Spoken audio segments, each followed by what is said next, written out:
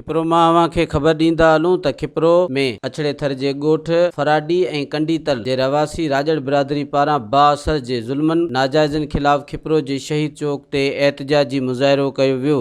एहतजाजी मुज़ाहिरे जी अॻुवाणी वॾेरो कमाल राजड़, हाकिम राजड़, मुबारक राजड़, अहमद राजड़ ऐं ॿियनि कई। इन मौक़े ते अॻुवाण चयो आहे त असांजे इलाइक़े में बाअसरनि ज़मीन ते मुबीना कब्ज़ो करे रहिया आहिनि ऐं असांजे माल खे ज़ख़्मी कयो आहे। असां आला इख्तियारनि सां मुतालबो कयूं था त असां सां इंसाफ़ कयो वञे। मसलो इहो आहे त दरिया ख़ान, अला बख्श ऐं रहमतुल्ला ऐं उन जा ॿिया जेके सहूलियतकार आहिनि, उन जा जेके वाठा आहिनि, उहे आए ॾींहुं असांजी थर जी ज़मीनुनि ते, असांजे माल जे मथां, असांजे माण्हुनि जे मथां आए ॾींहुं रस्तनि ते गसनि ते पेचरनि ते वेंदड़ मायूं मथां फायरिंगूं कनि था।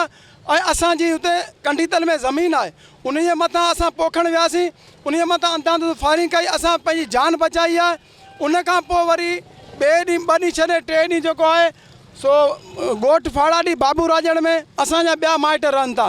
उन्हनि जे घर असुर जे टाइम हिननि हमिलो करे माल चोरी करण जे बहाने जे आया बहाने सां उते माल चोरी कयूं, अची भाॻिया सुजाग थी पिया, पोयां लॻा हुनखे हकलूं कयूं, उन्हनि फायरिंग करे ॾिनी। हुन खां पोइ हुननि जेको माल काए वञी रहियो हो, उहो चोर उन्हनि सग सुधो झलियो, जेको पुलिस जे हवाले कयो आहे।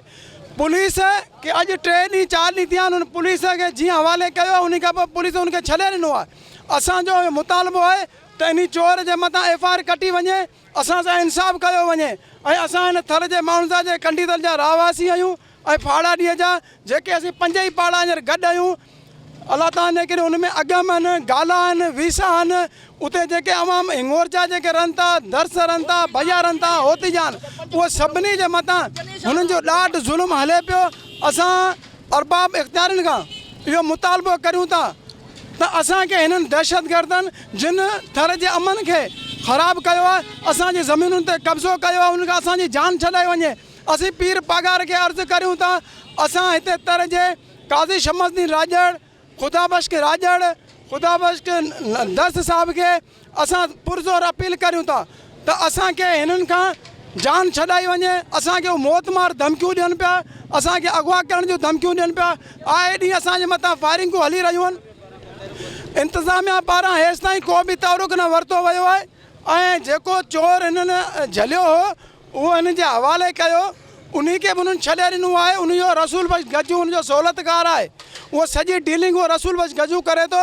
असांजो मुतालबो आहे IG सिंध खां त पुलिस जे मथां तहरुक वठी असांखे इंसाफ़ ॾियरायो वञे। तव्हां ॾिसो पिया, हीअ असां 200 साल खां कंडीतल ते पंहिंजी ज़मीन खातनि असीं रहूं पिया। दहशतगर्द जेको अला बख्श आहे, दरिया ख़ान रहमतुल्ला आहे, हू कूड़ा कागज़ ठाराए कब्ज़ा कंदा, हू जेके न बॉर्डर खां वठी कब्ज़ा कंदा अचनि पिया, हाणे अची असांजे मथे में लॻा आहिनि। हीअ जेके चाहिनि था त हीअ ग़रीब माण्हू था लॾे वञनि हलिया, हीअ माल चोरी कंदा आहिनि।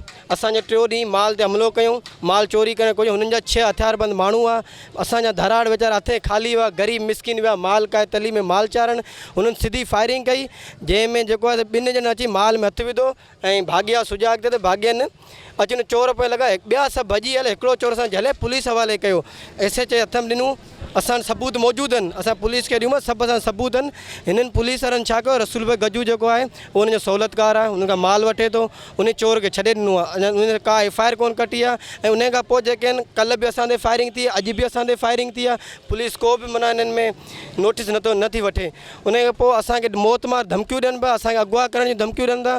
असां आला इख्तियार IG सिंध आहे, SSP सांगड़ आहे, DIG नवाब शाह आहे, उनखां अपील कयूं असांखे तहफ़ुज़ ॾिनो वञे, हिन मगर मच्छर में असांजी जान छॾाई वञे। हीअ इंडिया जा स्मगलर आहिनि, हीअ इंडिया जा सहूलियतकार आहिनि, हिननि खां ज़ुल्म आहे, हिननि ग़रीबनि जा ज़ुल्म आहे, असांखे इंसाफ़ ॾिनो वञे। पाड़ा रहूं था, 5 ई पाड़ा 5 साल ई रहिया, हाणे असां केॾा माल नथा पाराए सघूं बिल्कुलु। ऐं असांजी शुरूआत थी आहे असांजी जेको आहे चांगनार ते इहे 5 माण्हू जेके धाड़ेल करे उनजी विया आहिनि, हू घरनि मां पाण अमीर माण्हू नथा निकिरी सघनि, पर 5 धाड़े इलियास ऐं ॻाढ़ो ऐं लुकू, इहे जेके आहिनि इहे धाड़ेल बंदूकूं हथियार माल जेके आहिनि कंहिंजा बि नथा पाराइण ॾियनि बिल्कुलु। जीअं जो पिया असांजी आहे तल पिया असांजा आहिनि। अरे बाबा असां 7 पीढ़ी खां वेठल आहियूं, तव्हांखे त 5 साल थिया आहिनि, पर चइबो कुझु कोन थींदो आहे, हितां निकिरी करो होॾां, बसि जेको कुझु आहे इहे 5 ई पाड़नि सां। इहे जेके असांजी फाड़ाजी में इहे 5 साल ॾाढी सुख आहिनि। अॼु असां केॾा माल न पाराए सघंदा, कंहिं बनी ते पिया लाहियूं, केॾा पिया लाहियूं। ऐं कल्ह बि जेको आहे अॻु में कल्ह बि हुननि जी फेरिंग हुई, टोज बि फेरिंग हुई।